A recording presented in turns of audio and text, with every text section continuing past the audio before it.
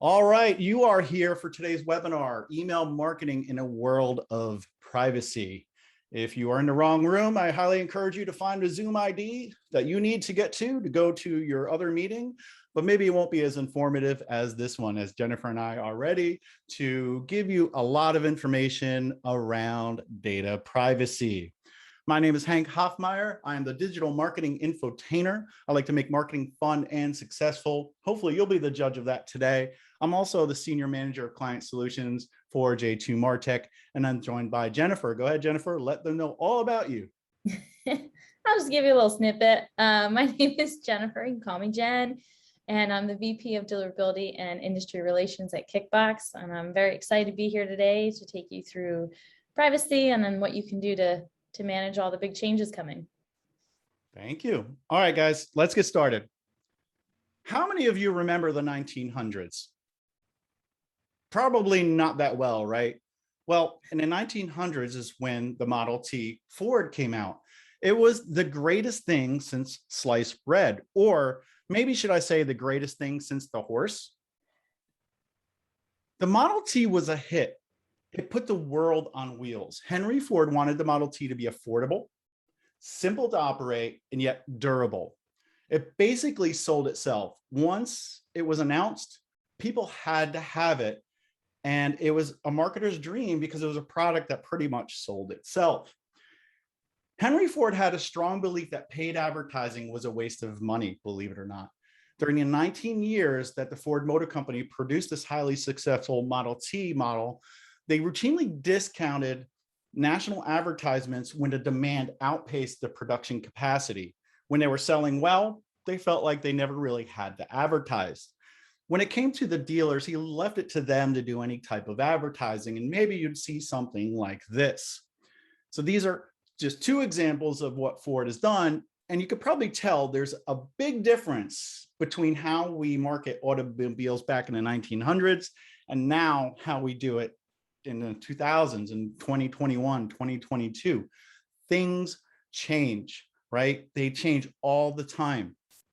Some people embrace change and other people struggle with it. I used to struggle with change when I was younger, and it really used to bother me and it stressed me out. But I really learned how to fully embrace change because I know it helped me in so many ways, and it helped the company that I worked with by embracing change and being ahead of it.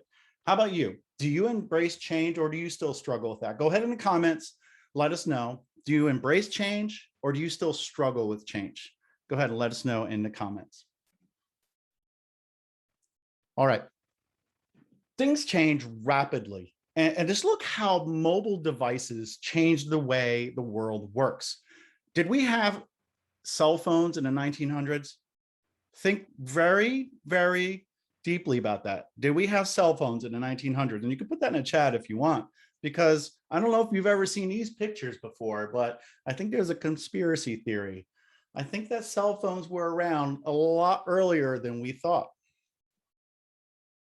We had self-driving cars now. We can get into a car. Actually, in Yellowstone National Park, I got into this little car that fit 6 people. I wouldn't call it a car. It was more like a small, short, tiny little bus, and it would drive you through the parking lot and down to some other shops and areas where you can lodge. And it would come back, and it was driven all by itself. It had somebody there just in case something happened, but it was autonomous. It's crazy what we can do with cars right now. And years ago, when people wanted a faster horse, they were sold a car. And right now, people that are buying gas cars are being talked into electric cars. And right now, we're probably being told, hey, you need an autonomous vehicle. And we might not trust that right now with what the marketing content out there is, because we don't know how safe it is. Think about talking to someone in the 1900s. If you can go back in time and talk to them about the Tesla and how it has autopilot, how it can basically drive down the road by itself and see the lanes and see the cars around it, they would think you're crazy. They would pull out their cell phone and they would call their friends and say, this guy is crazy. But we have a specific job as marketers. Our job is to inform our audience, engage with our audience, and most importantly, make a conversion. We have to get those conversions in order to stay in business. And that tells us whether or not our content worked.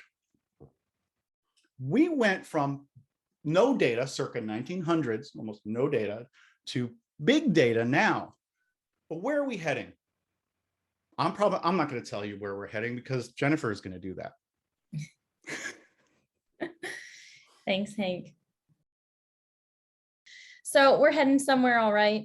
Big data is still going to be big data, but some of the inputs are going to change, and that's really what we're going to be focusing on today. And I don't believe that we're really here because of big data, but really because of data collection, specifically when and how it's collected, what is known about the collection, what consent is given, and how all of this translates to your data privacy and your digital privacy. So let's talk briefly about privacy before we get into how it will change and what you need to do about it.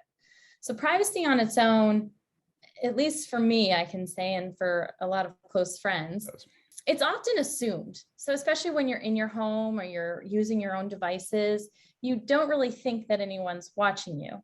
And so a lot of users don't always understand these digital breadcrumbs that they're putting out there when they're online. And with that said, data privacy or digital privacy isn't new either, or the desire for privacy isn't new either. Laws started coming out in the 70s, and especially when the internet became the World Wide Web in the 90s, this effort to protect a person's data and their online activity has only increased. And it's not just for search or web page either, it's also an email issue. Again, that's why we're here today. And as technology evolves, those nuances of how it works, it often goes unseen. Again, all of our assumptions, it just needs to work, right? But as we are ever connected and we can share information at the touch of a button, all these revelations about how things work are really illuminating tracking online, tracking in email, how much, where, and it's making digital privacy feel somewhat compromised. And it's probably one of the big factors into why third-party cookies are becoming extinct. So again, digital privacy has been around for some time. They started in the 70s and we're now like 50 years later. And in the US, we're still just scratching the surface on legislation and how we're going to close some of those gaps. GDPR was a huge initiative in 2016, but it's still, working through the different countries and how we're going to apply it overall. And one common thread when I think about all these laws is that it's really about consumer consent. And that really needs to happen, or can only really happen when you have transparency. So here we have, and what we're really here for today about privacy and what's driving it, why are we starting this conversation? We've got Apple coming in, they're trotting in, or maybe barreling in with their OS 15 release come September. And they have all these new features that are not new, but they're definitely more revealing. And they're showing the magician's secrets. They're making that functionality of how it works transparent. And you can't really deny the transparency. It's aware for anyone who's using their tools. And again, a lot of people don't understand that their activity is followed, but it's not the data itself. Again, it's the consent. And that's where I'm really going to focus on why there's a concern there. So it's been a slow shift, and Apple is such a big footprint that whenever they do something, they usually shake the ground with that step. And with all things email, there's a lot of ebb and flow. I think of Gmail tabs often, and that usually created a big stir when that came out, but we adapted, we evolved. It still can cause some concern for marketers, but on the consumer side, it's been very helpful in terms of how they use their inbox. And that's really Gmail's goal, is how do I get my customers happy?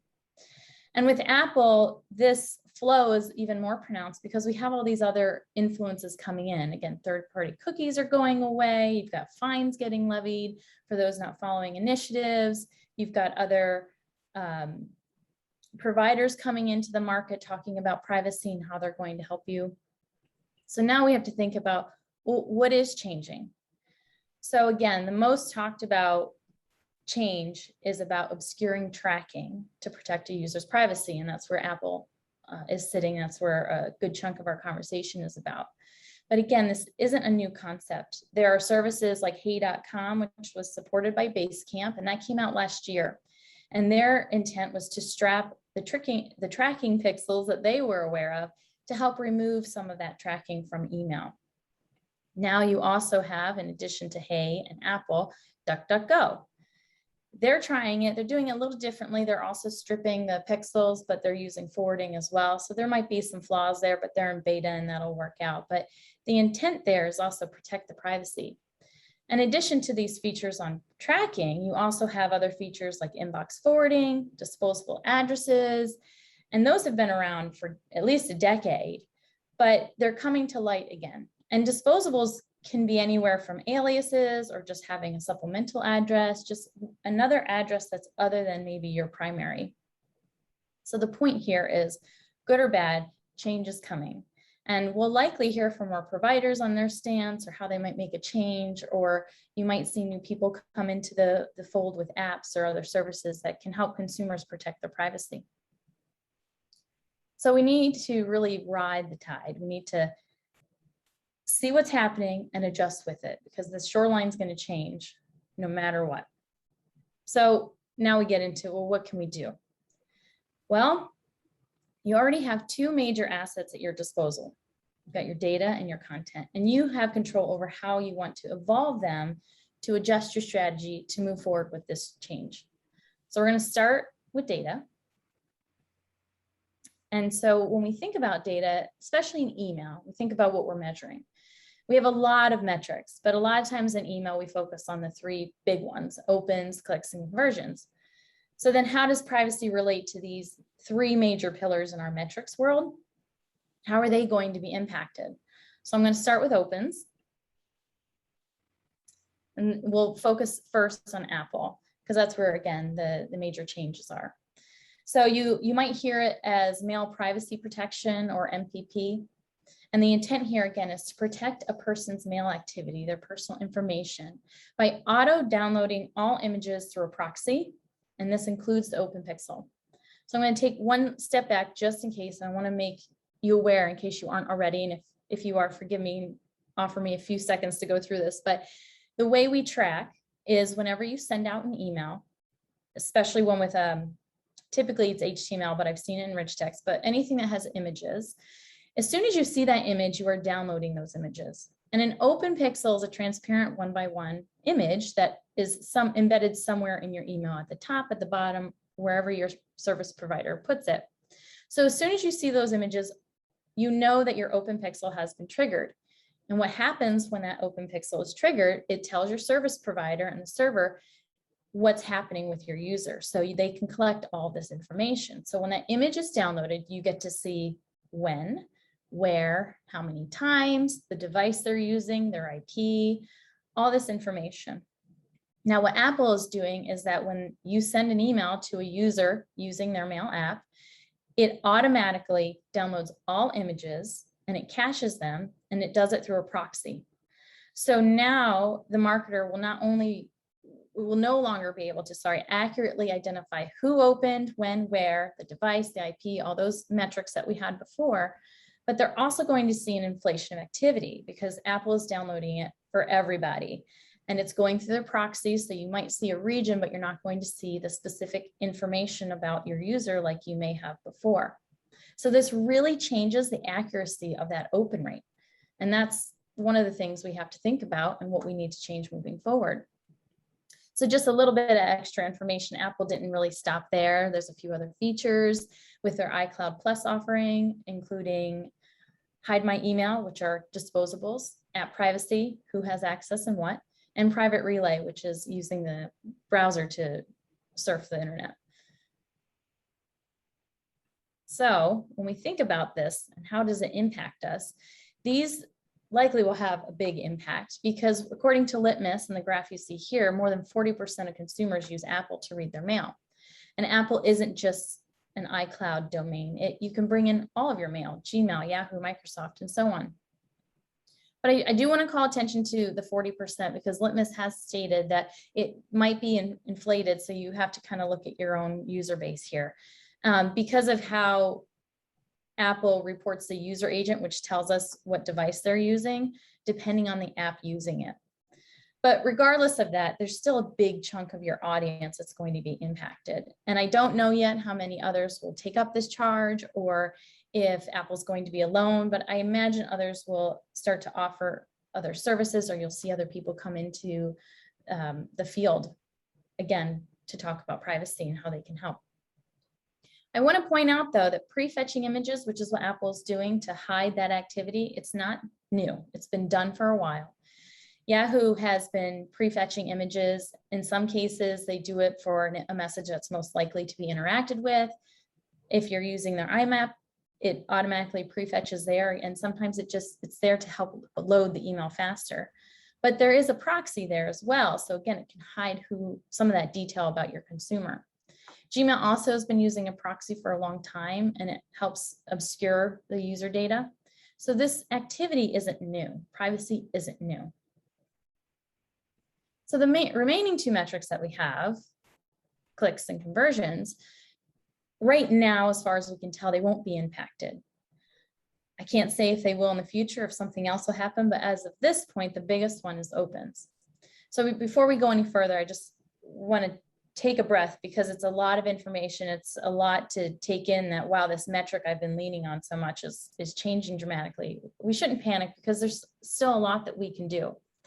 And we need to remember that the data is flawed as it stands today. And it's been flawed probably from the beginning of time. And I can't seem to find an email metric yet that is 100% accurate. Even when I think of deliveries and bounces, there's errors because I could get a bounce, but the email's still delivered.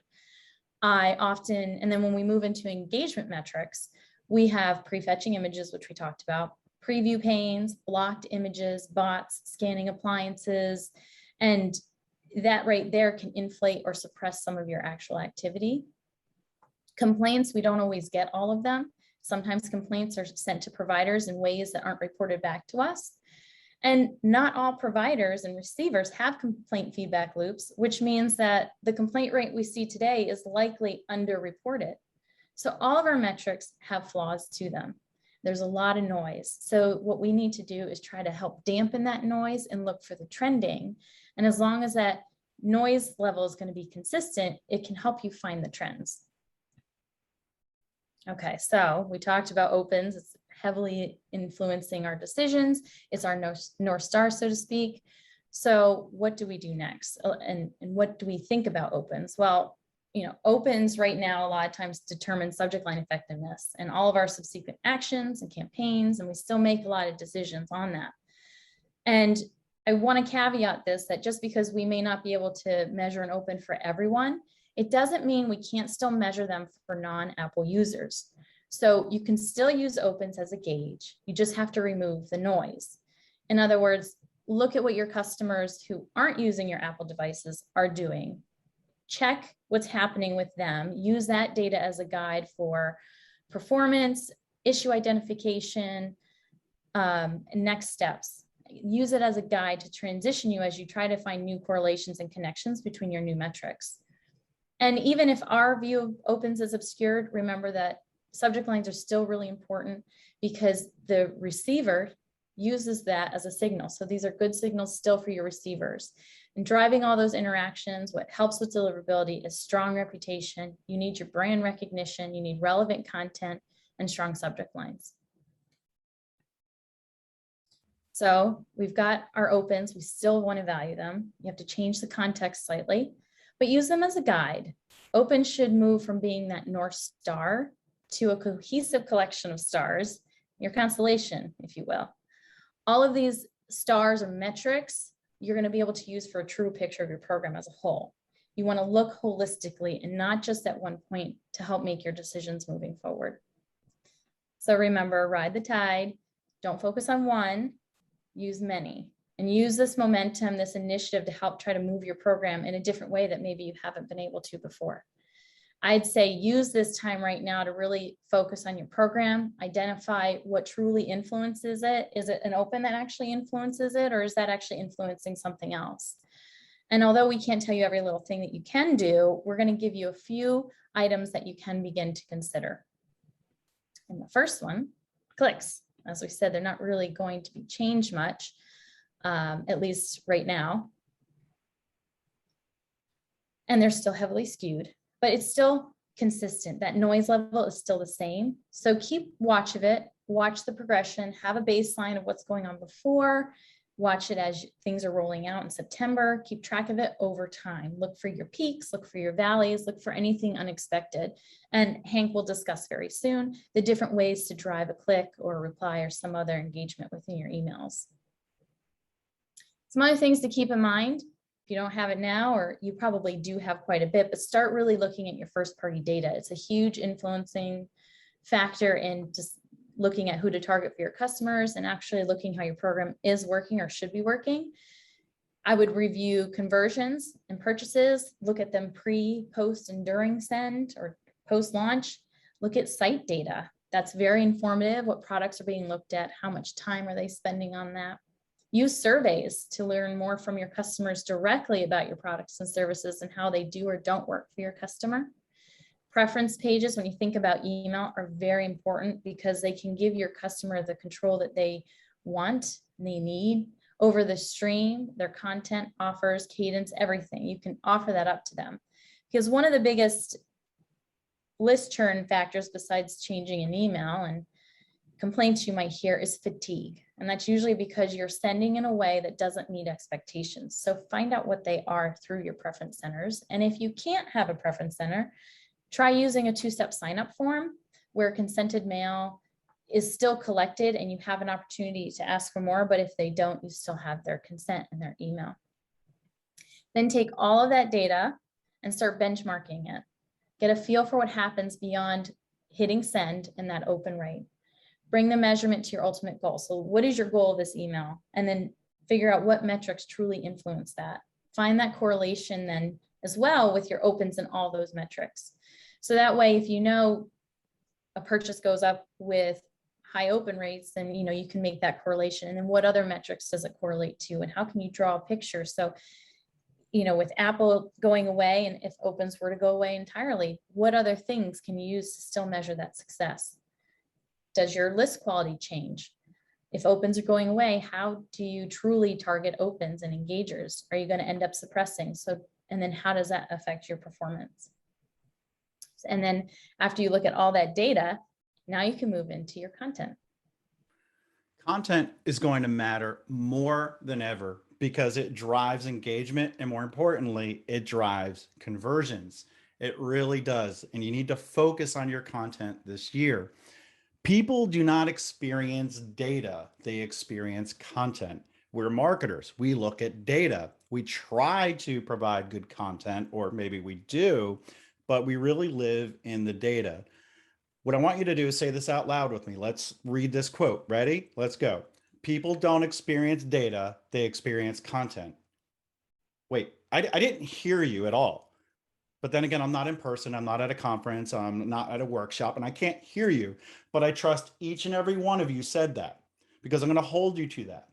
We have to look at data differently, and we have to provide a better experience through content, because players are going to play and senders are going to send.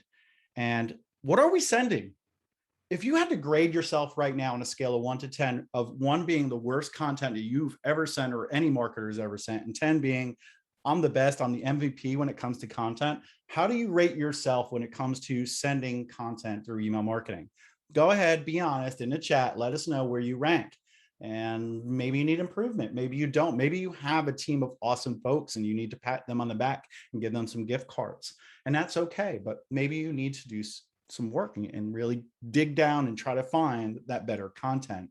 How many of you remember this term, Upworthy? Go ahead in the chat, let me know if you've heard of that, because for me, I didn't really know what this was. I knew the term, but for me, it was different. Wikipedia says Upworthy is a website that is dedicated to positive storytelling, but I'll let you be the judge of that if you're first hearing about this now, because it became a verb for marketers. In email marketing, it was always, is my subject line Upworthy enough?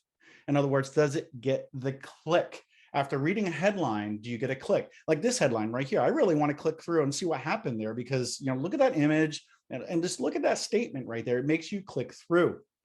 But a lot of times, and I found on Upworthy, the content was kind of disappointing once you clicked through.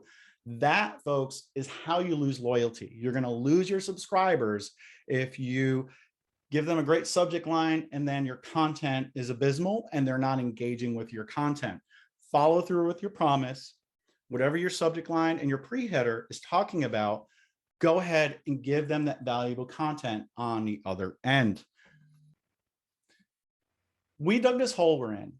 Data, FOMO, targeting, tracking, all this data that we want to look at. As marketers, we think we're the bee's knees, and whatever we put out into the world, everybody's just going to consume, they're going to like it, they're going to share it, they're going to subscribe. Because why? We're awesome, right? We're awesome marketers. We do everything great. And at times we can be our worst enemies when we create content because we're thinking about it in our mindset and not from the mindset of our subscribers or our followers. We think they are going to love it. It's time to rethink that. Take a step back. And another thing you want to do is make sure you're being authentic. Each touch that you have with your subscribers needs to have value and it needs to have a purpose.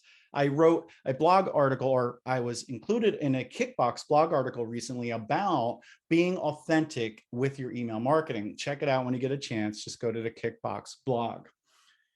And we were already talking about the constellation. And with email marketing, we need to really focus on other things other than the subject line. Everything needs to be in harmony, and it has to be authentication, your sender property, your subject line, your pre-header content, which we're talking about right now, and your call to action.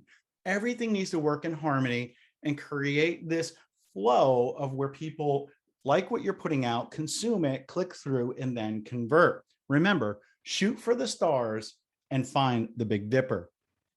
What you send matters. It's not about you. It's about your audience and what will resonate with them. Give your subscribers what they want. Ice cream. Who doesn't want ice cream? Just kidding. Ben & Jerry's did just that. They used a flavor preference, which they gathered from their website, to personalize emails with images and information around the flavors people like, maybe Rocky Road or maybe chocolate fudge, whatever it was. They gave their audience what they wanted.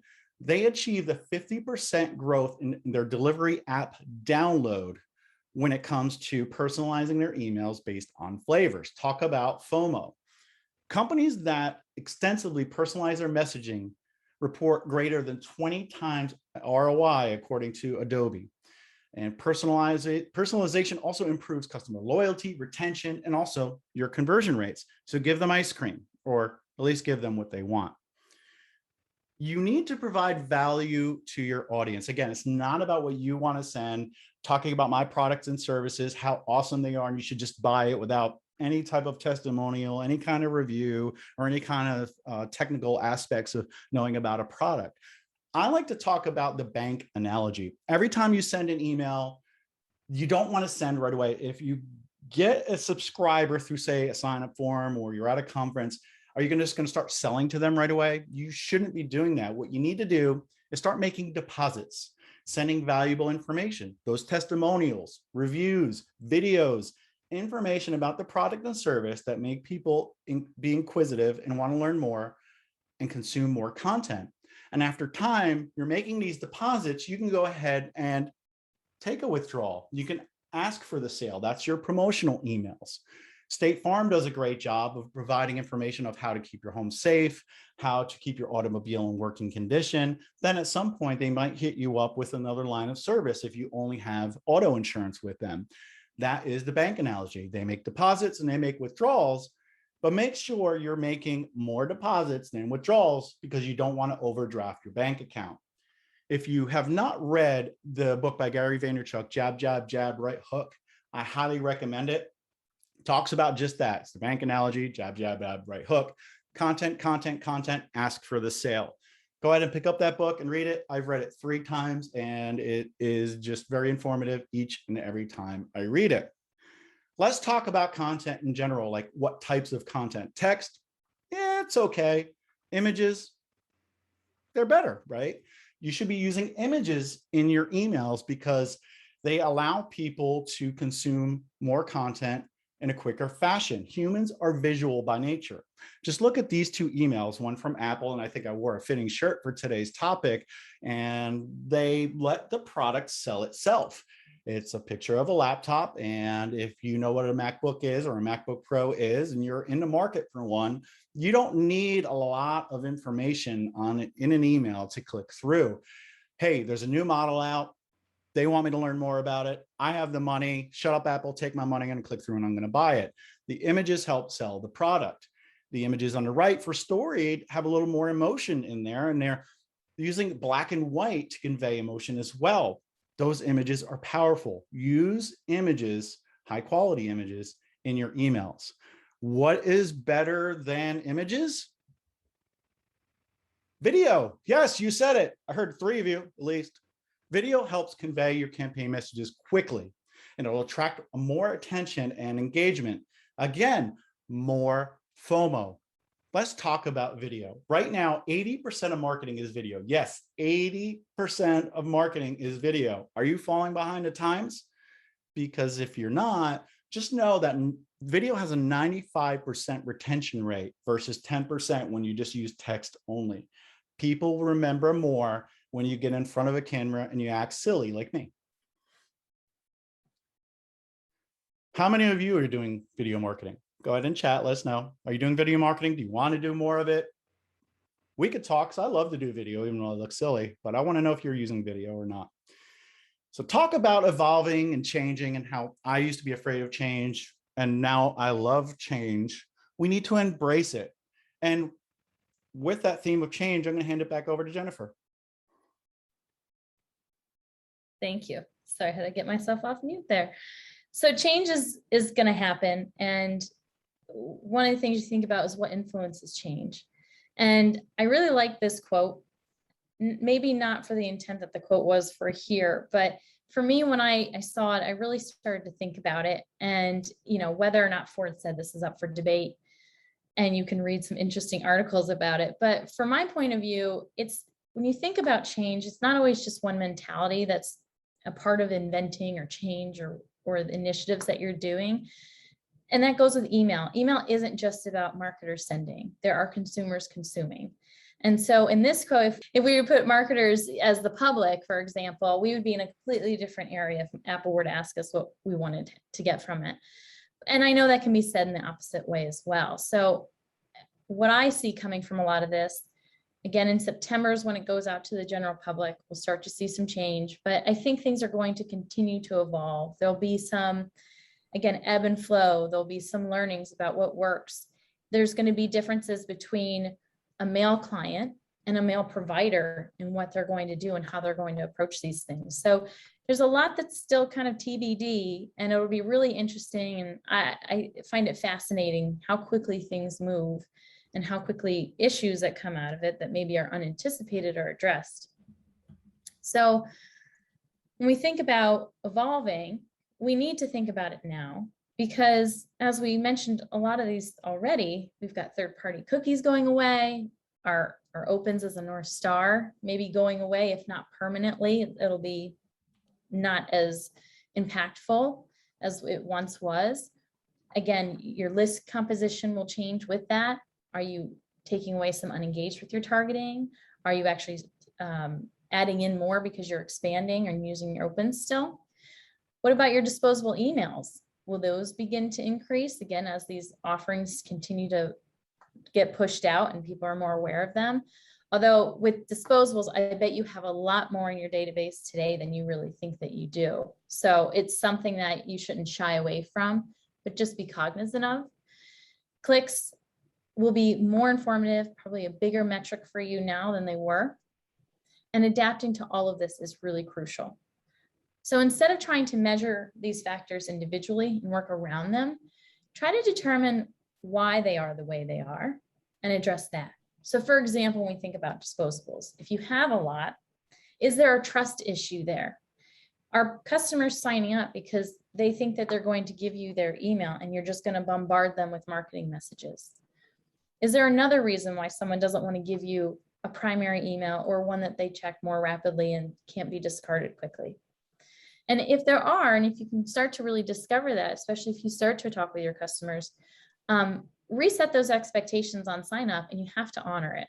You start that relationship on a new foot, and start to build out your program with that really good quality data and correct expectations. So again, find the why and address that. So here we get into some of the things that you can start to do as well. And as you plan out how you're going to evolve, how you're going to change your program, you have to know more about your business, your relationship. That's what we talked about before about the data, really kind of digging in there.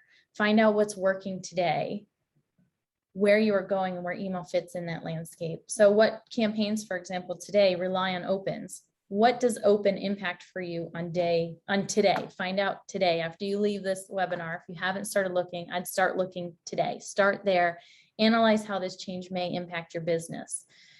Then start to review other areas of your program. Is your program authenticated?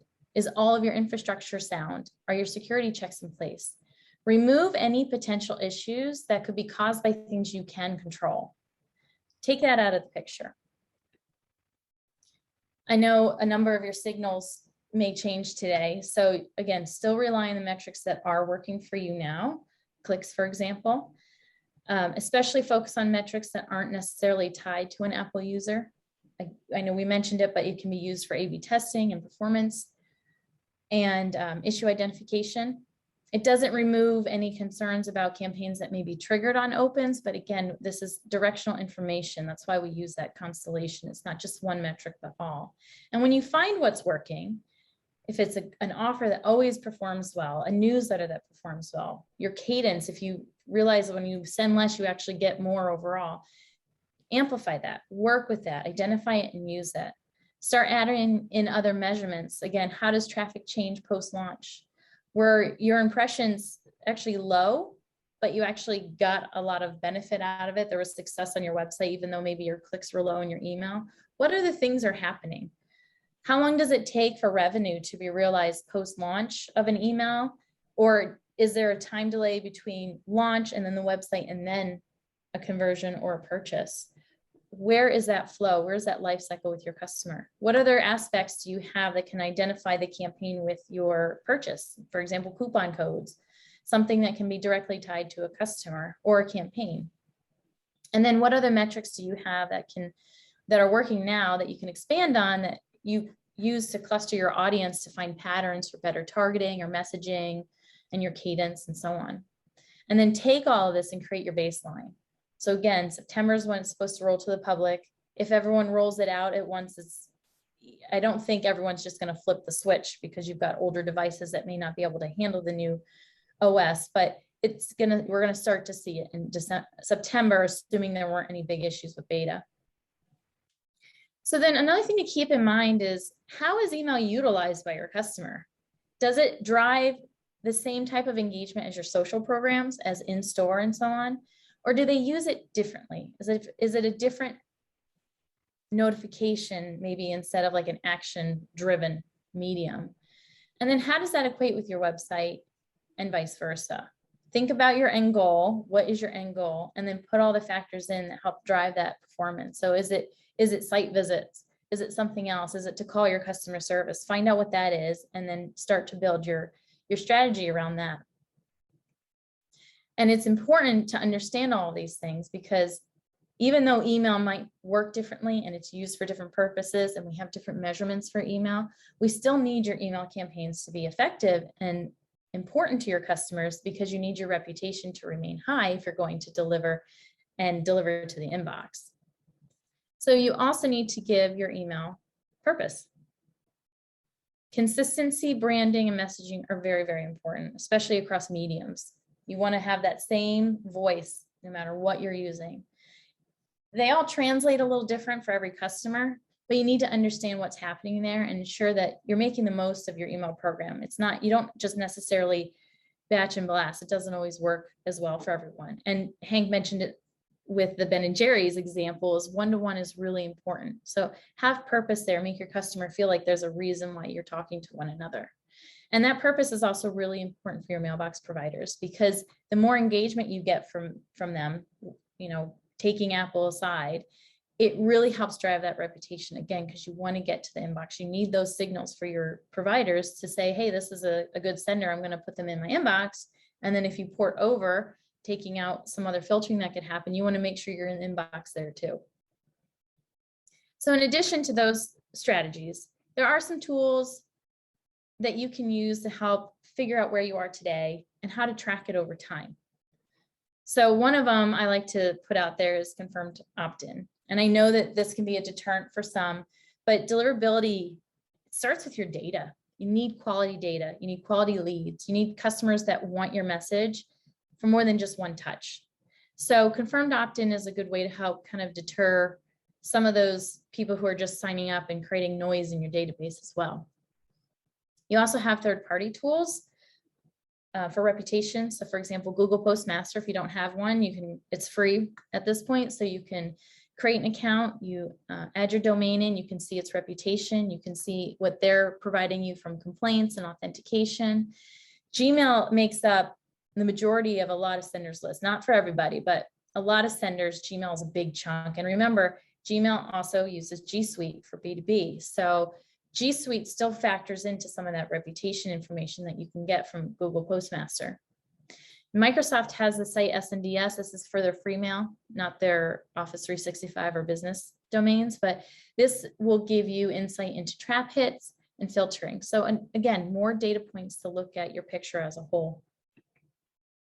You can also use some send monitoring tools, inbox monitoring, DMARC, block list, and you can do some pre-send checks as well. So these, again, different data points to look at how your program will be performing to get that complete picture. So even if it's a great way to identify an issue or at least help find where one lies. And when you look at all the metrics and you can balance them, you might see that, okay, my opens have changed, but my inboxing is still really strong. So maybe the subject line wasn't as effective. So it just helps to point you to where you need to go next. And although I already mentioned it in the last slide, I have to bring it up again because it's very important: authentication. So this is really important to make sure you have in place SPF, at a minimum DKIM, DMARC, and when you have an enforced policy, you can implement BIMI, which is a logo that Yahoo, Gmail, and Fastmail currently are supporting when you are using an enforcement policy of quarantine or reject. And I also would throw out, if you can, if your provider doesn't do it, maybe ask them if they have it, is list unsubscribe header tags. Those are really great because in Gmail, if you notice, for example, you might see a little unsubscribe by your subject line. And it's better to give an option to your customer to unsubscribe than have them just hit spam, because customers often use spam as an easy way just to remove the email, even if it's not truly spam. So unsubscribe is list unsubscribe in the header, I think is really important. And then make sure you can ask your provider, are you up to date with all your feedback loops or all your IPs signed up and all your domains? Because you want to make sure you're cleansing out complaints so that you're really looking at a solid list. Okay, that was a lot. It's a lot to analyze. It's a lot to reset. If you know your program well, you probably know a lot of this already. And where you don't, this is where you can ask your customers to help fill in those gaps. Listen to their voice. So you can ask, well, what do you want? Where are you now in your life cycle? How do things change? How does our relationship change as you move through the service or product life cycle? What are ways you can communicate with them easily? You can offer them new ways. Again, we mentioned preference pages, surveys, social media, in-store, text. Try to bring in re-engagement campaigns and re-permission to get a feel. Are we still relevant for you? Keep that list clean and engaged. And how you present that really goes back to what Hank was mentioning earlier with the content. And start engaging with your customers and trying to offer them new ways to engage with you. So this can also give you new data points if you can find a unique way to do this. And it often gives receivers more positive signals, again, to build up your reputation. So, you know, what you can do with social, for example, is it something you've done there that you haven't yet done in your website or your email? Are there things that you can, again, cross over and be consistent and find success there? Are there events or new streams that maybe your customers want? What else can they do to participate with your brand? I know I've seen on Target where customers can actually take pictures of themselves with the products on and it gets displayed. And that's something that's I know it's not email focused there, but again, it's getting them to participate with your brand and have that loyalty. You can focus on driving clicks, which is very important for your own measurement, but also you can find ways to engage your user within the UI that they are reading your email. And again, this brings more signals to the receivers to keep that reputation strong. There are in-email actions that you can use. Something even as simple as forwarding a reply is a positive signal for the receivers. You can set a reminder, add to favorites, star. There's lots of UI actions that you can do. And in a similar vein, some of the bigger providers offer up features like annotations, actions. So these are ways to enhance your email visually for the consumer. Microsoft Markup, Yahoo supports schema.org, again, Bimmy, and then there's AMP, which is still new to a lot of senders, but it's very interesting, and it's dynamic email. It provides a whole new experience within your email. And not all of these will impact Apple Mail specifically. Apple might just be looking at, are they deleting, or are they just moving to junk? But again, these are really important signals to give to your providers, because you need to have that positive reputation before your mail goes anywhere else, really. And then you can even try deep linking. This is a way that I've worked with clients where you click on the link and it automatically opens the app on the page that they need to go.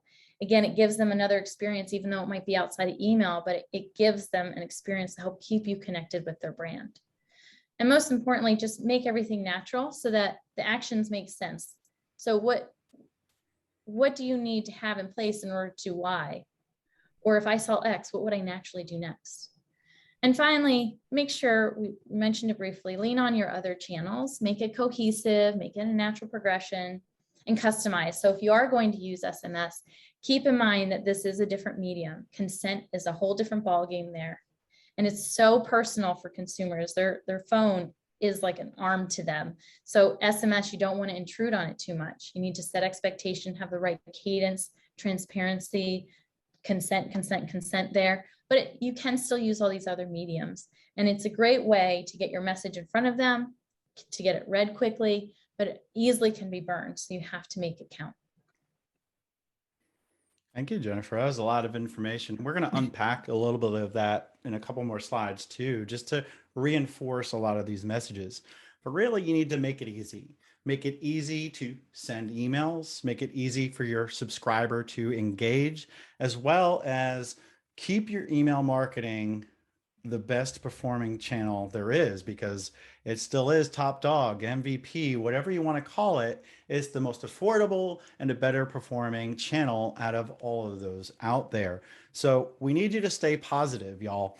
And I could say y'all because I've been in North Carolina for 20 years and it's starting to sound normal only after 20 years.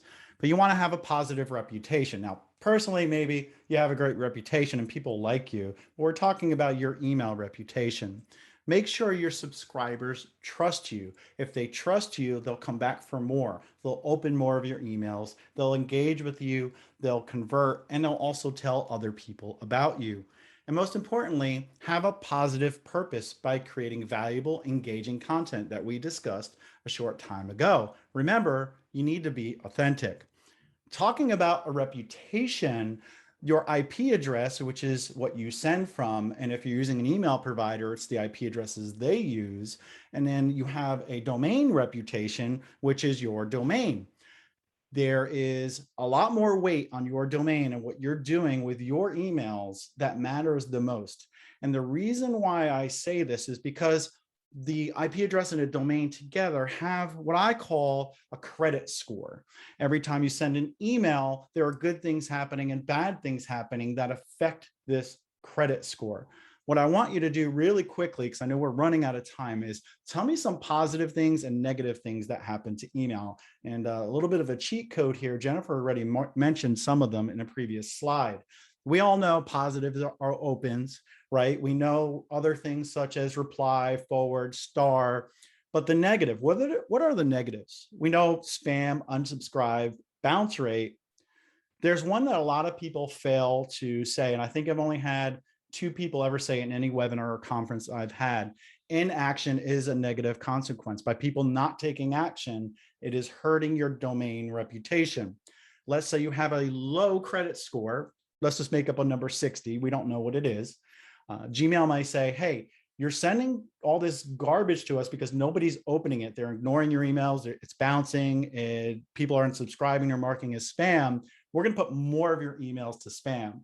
Now you might say, hey, some people are still getting my emails, but I have a bad score. So why is that?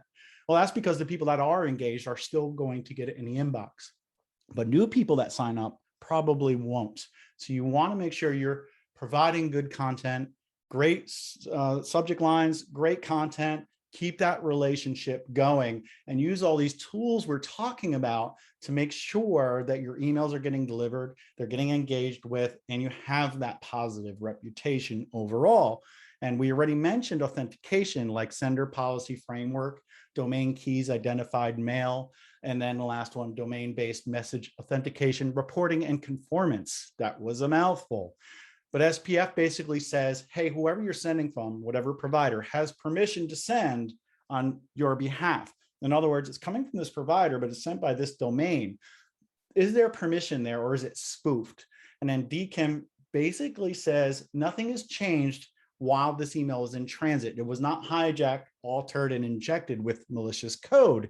And then DMARC basically says, hey, what do I do with this email if SPF and DKIM are not there? To me, that's the simplistic way to think about that. And on top of that, the gravy, the cherry on top, or the Ben & Jerry's ice cream is BIMI. And this is kind of newer. It's something that Gmail just started to support. And what you'll notice is looking at before BIMI and after BIMI, left and right, the biggest thing is you get rewarded by having your logo in the inbox.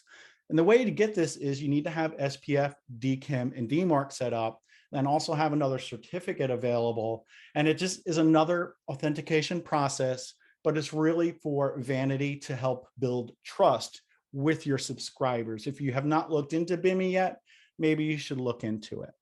How do we prepare for this change? Jennifer went over so many things that you need to do to start looking at your email program before fall comes, right? But one thing that we want to do is make sure that we are prepared, because fall is coming. Now, I know winter's not coming because Game of Thrones is no longer around, but the new theme is fall is coming. Take a look at your segments. If you have segments that look at geolocation, which is not going to be as accurate, or open rates, you might want to look at that. People who have not opened a specific email or who did open, these metrics are skewed or flawed, as Jennifer said earlier. Another thing is take a look at your workflows. Again, are you using these particular types of data that might be skewed? Send this email, wait 3 days. If they didn't open, or if they did, send this other email. You may want to go back and re-architecture that workflow so that it makes sense. And also revamp your forms. Check to see what data you're asking for. Maybe ask for a little bit more. I always say you only need an email address and a first name to start a relationship. But maybe if you have that trust, like Jennifer said earlier, they will give you more information, or use that two-step form where they give you the first name and email. They click submit. You already got that. Haha, gotcha. But then you ask for more. There's no harm in that. And what you want to do is tell them, we want to provide you with relevant content. Therefore, if you tell us where you live, that will help us. Maybe somebody will give you their city because you're an events company and you only want to have emails when they're in town. And there are other tools that you can use, like Kickbox, where you can use a deliverability suite to, number one, look at your email addresses. Are they valid? You could do a pre-launch check, check your DMARC, check for block lists, all these different things that you can do with Kickbox to make sure you're on the up and up with having a healthy list, as well as checking your emails before they go out to make sure they look well and that they are going to perform well. I don't want to stay long on this because, Kickbox is represented in this webinar, and this is not a sales pitch, but Facebook is always trying to sell you something, right? You're always scrolling Facebook and you're always seeing ads. But what you can do is take some of your audience from email of people maybe who have not clicked in a long time, because that's kind of the other signal we need to look at, and create what's called a custom audience. You could take people who haven't clicked in 6 months and then serve them a Facebook ad. It's a really cool way to get back in front of people who haven't engaged with your emails. Maybe there are people who've clicked a lot. Maybe they're buying all your things. What you could do is take that list and upload it, and that could be a lookalike audience. Serve these ads to people that look and act like these people that spend a lot of money with me. That's an easy way to get more conversions by combining email marketing and social media. Then we have Zapier. We're talking about using first-party data and gathering more information from your website, from your e-commerce site, from surveys, but how do you get it into the platform you're using? What you need to do is use a program like Zapier to connect them. If there's no direct integration to say your CRM or SurveyTown, SurveyMonkey, you can use Zapier. It's a third-party integration tool that sits between the CRM and the platform you're using, and it brings the data back and forth. It allows you to get the data over so that you could segment, personalize, and do all the cool email marketing things that you need to be doing. So do we need a faster horse? Do we need all the data to run effective marketing campaigns? Or, is it time for a change? I asked you earlier if you're comfortable. If you're not, get comfortable with change. If you are here just for some tips and tricks, and maybe you have some for us, and that'd be great. Let us know if you found a silver bullet when it comes to email marketing and not measuring opens anymore. Because email marketing has reportedly has one foot in a grave, and it's going to not be around soon. That's not true. It's more powerful than ever. But what you want to do is make sure you're pivoting and creating engaging email campaigns using the tools and tips that we gave you to help you along the way. Forget the horse, but let's find that vehicle that's going to take us into space to those constellations so we can look at them up close. We want you to walk away from this webinar today remembering 3 things. Look at your data differently. Make sure that you're looking at other points of engagement, such as clicks and your conversions, and gathering other data so that you can use that first-party data to personalize and segment more. Create upworthy content. Just kidding. Create valuable and engaging content to get those clicks. Get people to trust you, get people to learn more and want to click through and engage and then convert. And most importantly, keep evolving. Know that change is a constant. It's normal. It's always going to be happening. And by evolving, you're going to outpace your competitors and remain email marketing rock stars. Now, I want to dub you all email marketing MVPs for getting through all of this content with us. You are now in the know. You have what it takes to be successful. Now, do you have a horse that you want to trade in? That is it for Jennifer and I. I think we do have, well, actually it's at time, but can you stay, Jennifer, for a couple minutes? Sure. All right, so if you're still here, we are going to look at the Q&A and we can go have a discussion. If you have to leave or if you've already left, you'll be getting the recording, and that'll be one way folks can consume this content. So let me bring up the chat first and we'll go from top to bottom. All right, so let's see. First question. There are a lot of great questions in here. If you have them, go ahead and bring it up. How will these changes impact hard bounced emails? That's a good question. These changes should not impact hard bounce emails. What we may see, again, it's still in beta, so some things might change, that if emails are triggering download, if you're an Apple user, you're triggering download, that means your email is valid. But ideally, your provider and through the communications with the receiver should be getting non-delivery reports anyway, those bounces. So it's not going to change that at all. It's merely you're a user using my app. I'm going to download everything right now so I can hide what you're doing and what everybody else is doing. So bounces should not change unless you have a change in how you're collecting your data. When someone opens an email and clicks on our content connected to the web, will we still see our user email address and name in the clicks field? Is it, in other words, I think that Brian's asking if it passes, who clicked it, and the answer to that is yes, if that's what it is. Basically in Apple, as it happens now in Gmail and others.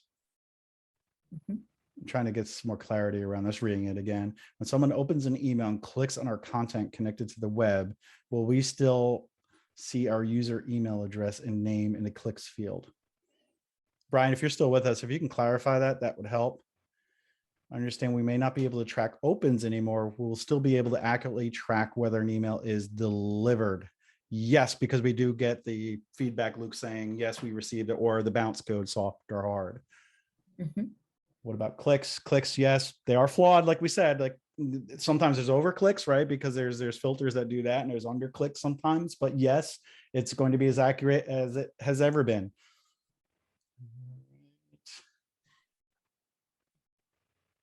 When does this iOS change happen? Whenever Apple actually releases the iOS 15 and then Mac OS, whatever version that new one is. It's in sometime in September. They haven't announced a hard date. I'm on the 6th beta for iOS 15. Usually I think they go maybe between 6 to 8 different versions in the past. So I think it's really close. You'll probably see a new iPhone announcement around that time. And I'm excited because I got the iShirt. I need the iPhone now. All right, let's keep going. By using video, do you mean using video in emails? Or using video in other mediums like TV? Basically, you're putting a thumbnail or an animated GIF that looks like a video in your email and get people to click through. Now, there are a small amount, very minute amount of email clients that support video that is embedded in an email that you send out. It's not really mainstream right now. Therefore, I do not recommend doing that. I would say use the thumbnail, and most providers allow you to link to a video. It'll have the thumbnail, have a play button on it to encourage the click through. You could even still do the video, but you can even use some type of animated image, animated GIF or something like that. And I think that's displayed a little bit across more clients than video, but that gives you kind of an animated feel as well. Yeah, J2, we actually have designers on staff that either work with clients currently, or if you're a new client or even just want help doing that, we can create those for you. You can give us the video, we can create the animated GIF. The biggest tip there is to keep the file size small for the image so it doesn't overwhelm the file size of the email that's going out, because that has deliverability implications, as well as just not being very, what do you want to call that? People have slow internet connections that can affect them. Will a transcript be included with the recording? Not currently. It'll just be the recording right now. So yeah, I don't think Zoom does that right now, but if it does, we will send that out. Do you have data on how many people block images and video in email? I don't know that, Jennifer, do you? Not off the top of my head. I think like Outlook, some people will have images turned off. Gmail, you can, but I don't think it's that way by default. I think once they did the proxy, they took that away. Yeah, I think if I had to guesstimate, maybe 10 to 20%. And I think you also have to consider too the providers, but also, business B2B probably blocks more. Who you're mailing is, and we could probably find a list of providers that block by default, but when you get to B2B, that's probably more than not blocking images by default. Here's one for you. What are disposable emails? Disposable emails. There's a great blog in Kickbox talking about this. There's actually 2 blogs about disposable emails, and depending on who you talk to, in my view, disposable emails are any email that you are willing to release. They're called burner emails. And these are services that actually provide these temporary emails that you use maybe once or twice and then you get rid of. There's emails that are in more of a shared service, so other people can see what you're doing and you're signing up for.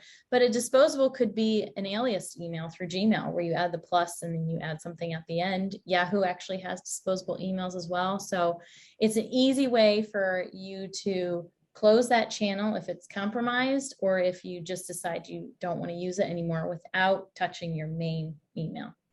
Great way to describe that. Is the open rate and third-party cookies the main thing changing with Apple in September, or are other things the big things that we need to be aware of? Well, with Apple, it's the disposable email, it is geolocation, and opens pretty much right now are the big 3 with them. Cookies are more of like the Chrome, the Gmail, all those kind of things. And that actually they pushed out like another year or so. I think it's 2023. I think they said they're going to deprecate third-party cookies, but still I'd start preparing for that now.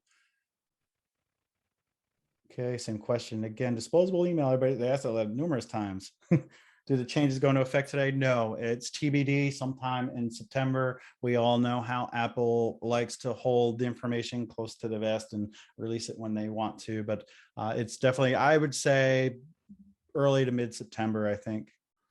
Oh, somebody answered your question for you already. There you go. You answered that one, or disposable emails offered by certain providers, et cetera. You answered that. What other platforms will be rolling this out other than OS or iOS or macOS?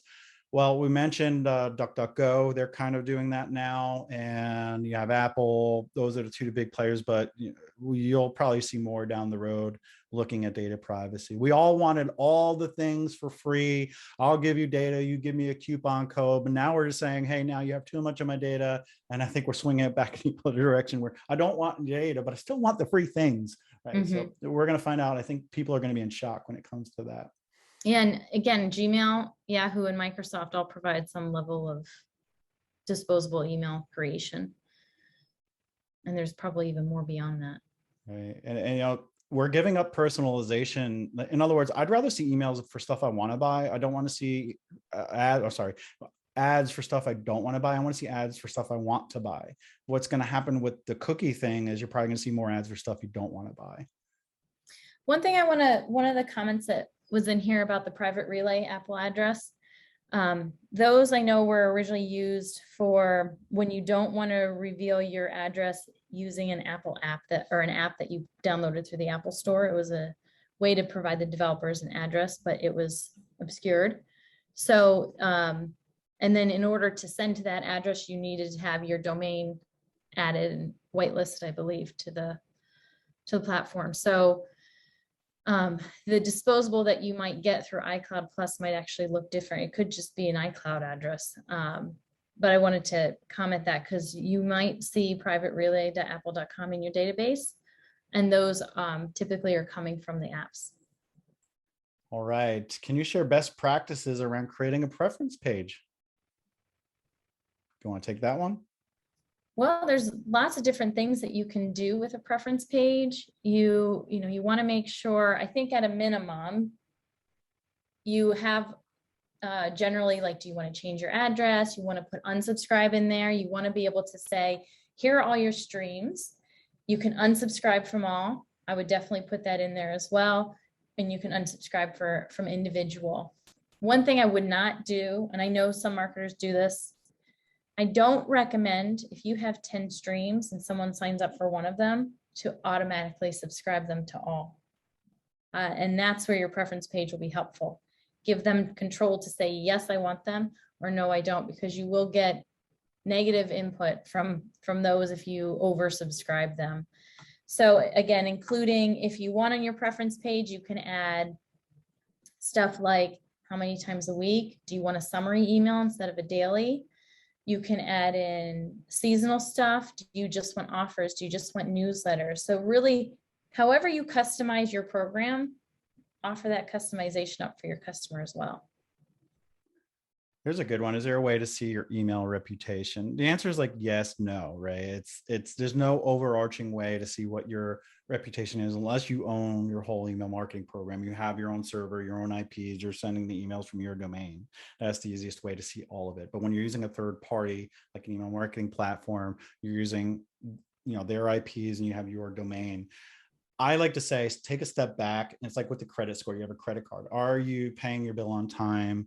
Are you always going over your credit limit or doing bad things with paying your debt down? And if the answer is no, you're probably doing good things. In other words, are you sending good emails? People are engaging. It's not bouncing. People are not complaining on subscribing. Then your reputation's going up. And clean your list. It's going to be a little bit harder with Apple, but maybe you look at the clicks. Somebody hasn't clicked in a year. Go ahead and remove them. But there are tools like Google Postmaster, and I see Ron mentioned that in here, the SNDS, all those things. You can kind of get an idea. And then there's these inbox placement tools, like Kickbox has one where you can look at. It gives you an idea if you're going to inbox or not based on the content and your reputation. But really, it's more of a thought process of just making sure you're doing the right things to improve your credit score over time. It's like me trying to balance my pool. I can't read the test strips or the little drops. I just try to do the right things to clear the water, and it usually works out pretty well. But every now and then, if I ignore something or I'm too lazy, it turns green on me. Bad analogy, but kind of works for me. I would also add that the reason why I find email reputation difficult is because it's different for every receiver. especially those who have a lot of signals like Gmail. So what they view as a good reputation, someone else might say, no, that doesn't work for me. That's why if you have a block somewhere, it's not always across the board. There's different signals that are used by different providers and receivers, and it's based on their infrastructure, their technology, and what they value as a good or a bad signal.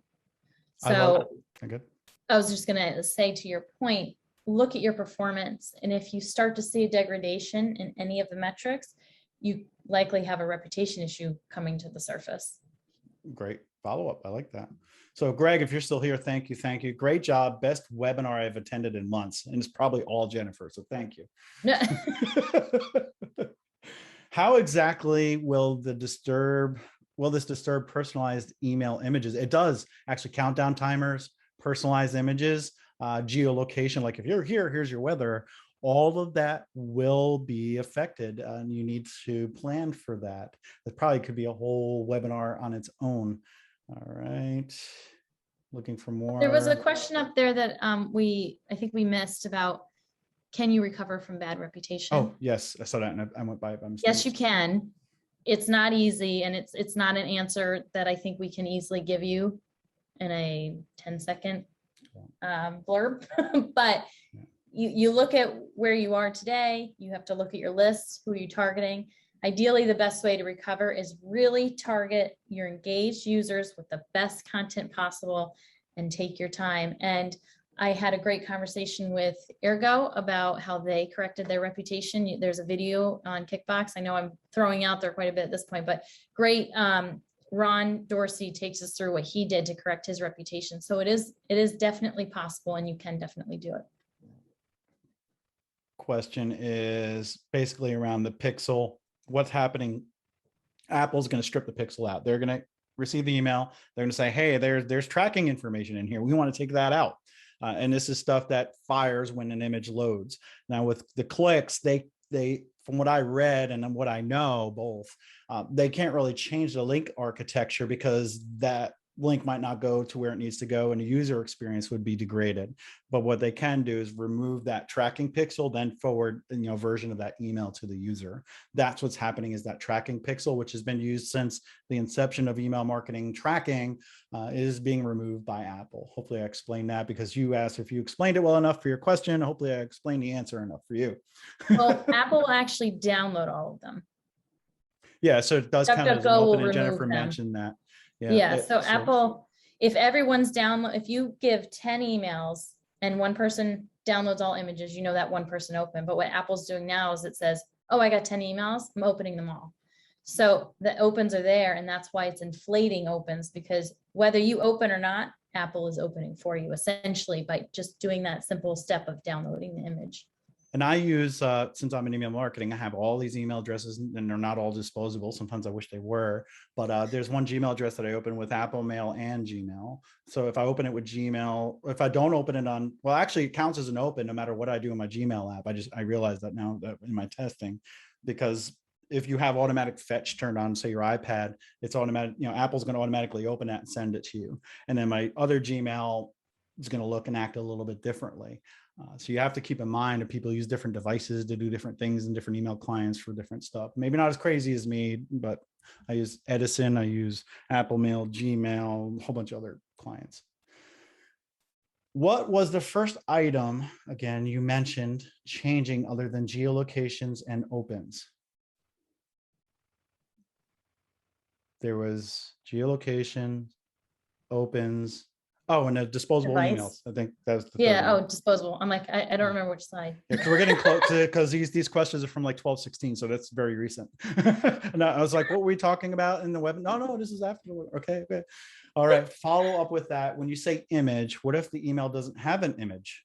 Well, if you're talking about removing the pixel, email providers automatically put the picture in there. It's like a 1 pixel by 1 pixel. I want to say like clear, transparent image or whatever. You don't see it.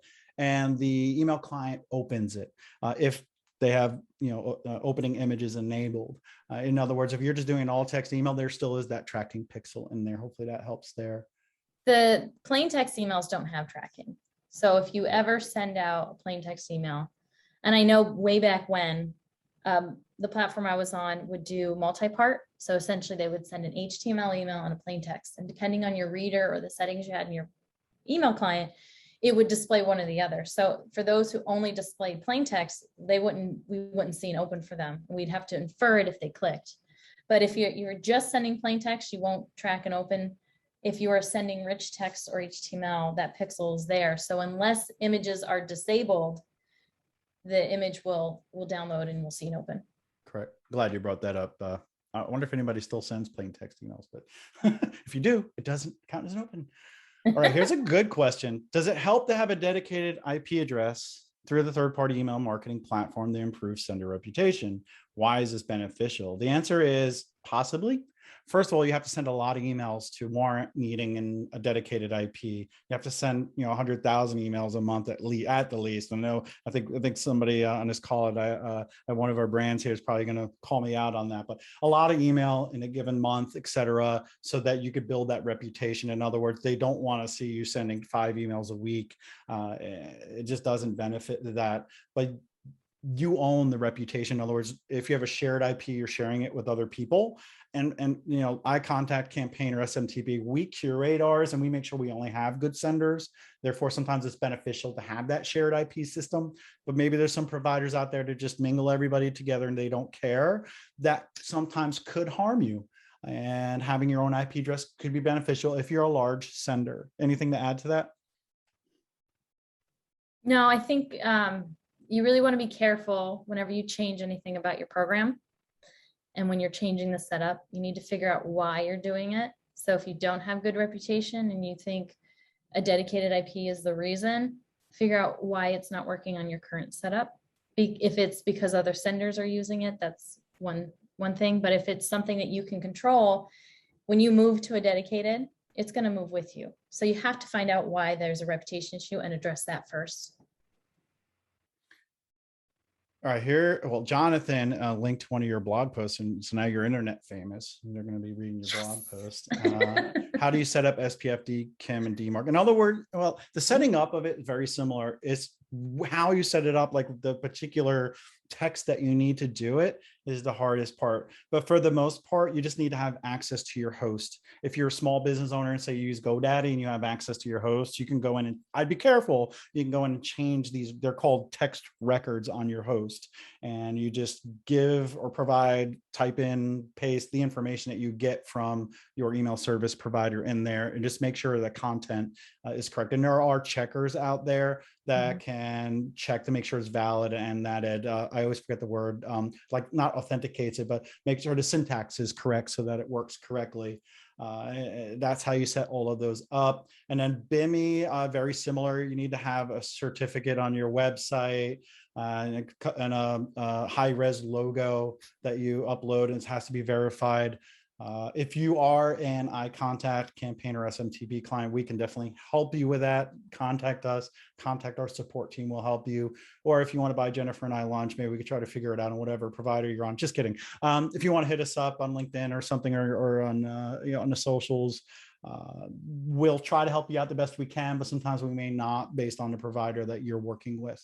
But easy and hard at the same time. If you're technology savvy, you can do it easily, but if you're not, you could be walked through it. I think the we have first guides step for that too. When setting up authentication is first talk to your provider. If you are using a provider, they probably already know what those entries are. And find out who, if you don't, works on your DNS, who controls the domain and all the entries, who puts in your IP addresses, all that stuff that goes into your domain name system, because that's where all your entries are going to go. Even with BIMI, all your entries are going to go there. You're going to post the location of your SVG graphic, your VMC, all that good stuff. So find the people that can do it and then find out how and what those entries are, and then it can be deployed. And no worries about us staying late and answering questions. This is what we live for. This is good stuff, talking about this. What is that phrase, the curse of knowledge? Jennifer and I have so much knowledge and we think people know a lot of what we know, but we know there's people out there that needed this information today, and we wanted to get in front of fall is coming so that everybody's prepared. Question around, can we get a whole webinar on establishing DMARC and its benefits?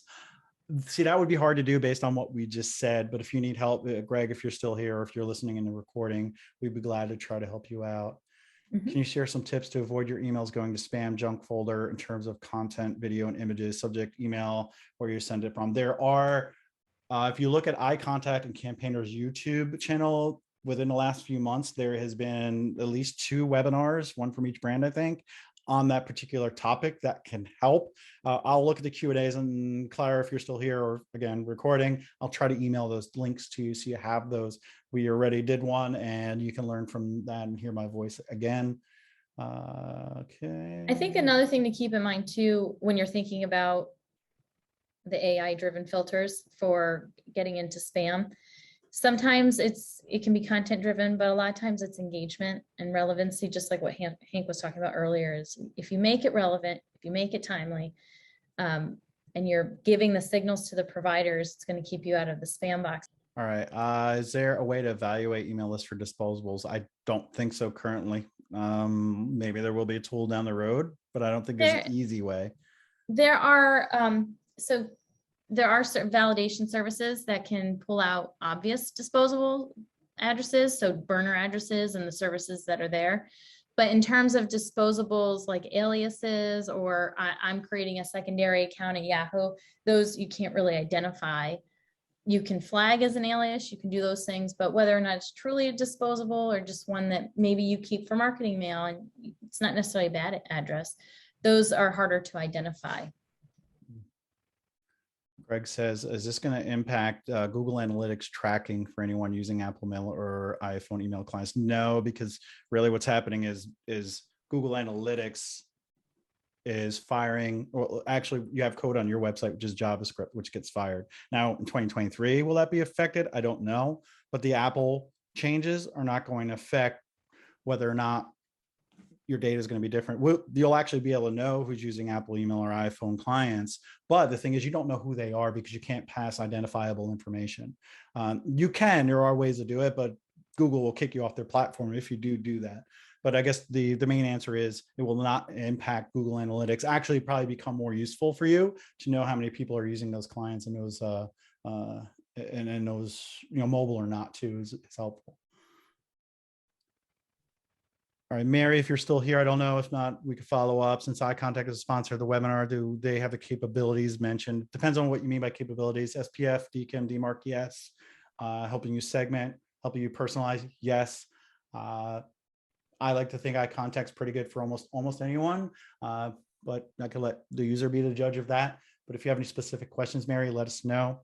Can we provide any resources for setting up the authentication things and Vimy? Again, some of it is dependent on who you're using.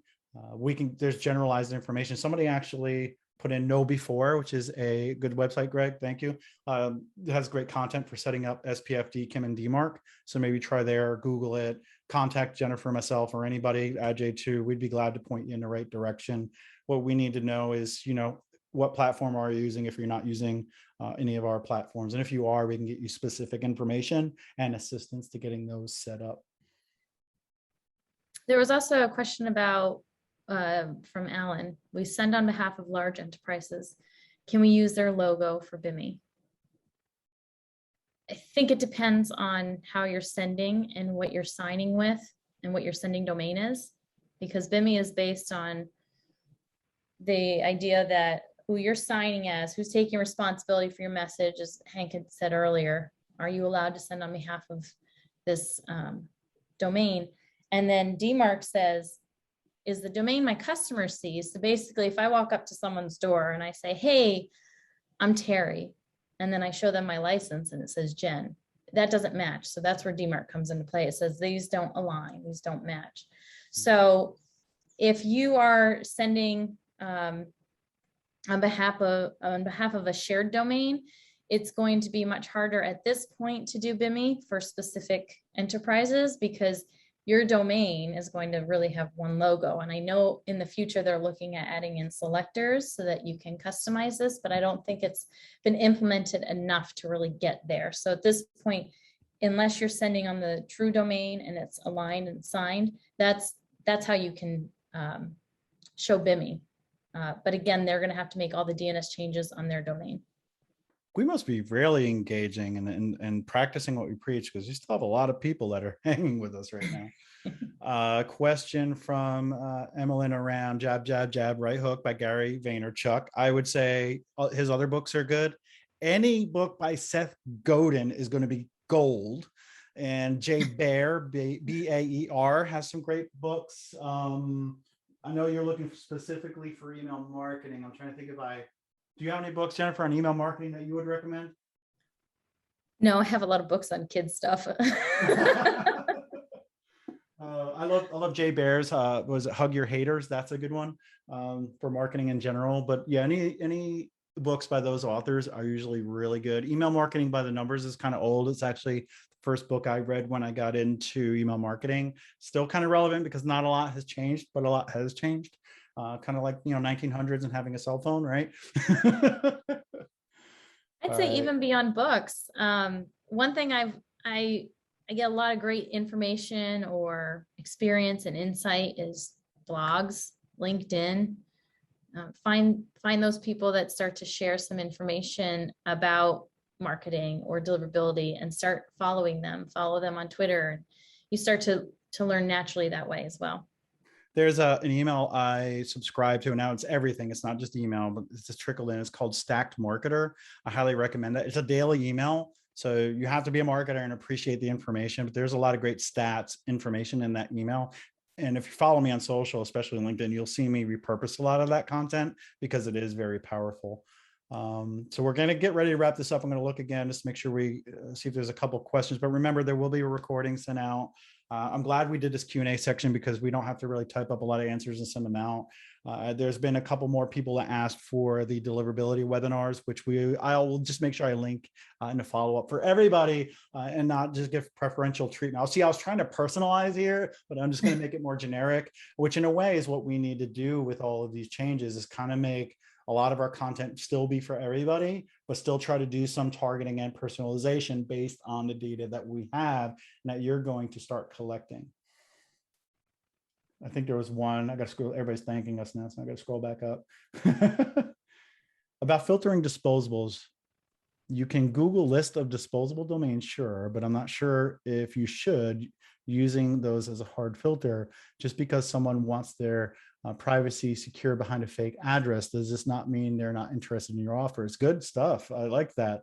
It's almost like there's something called NHI, or non-human interaction. So sometimes you might get one person who clicked 200 times as soon as it was sent to them. It's basically a filtering tool that's doing that, trying to see if there's nefarious links.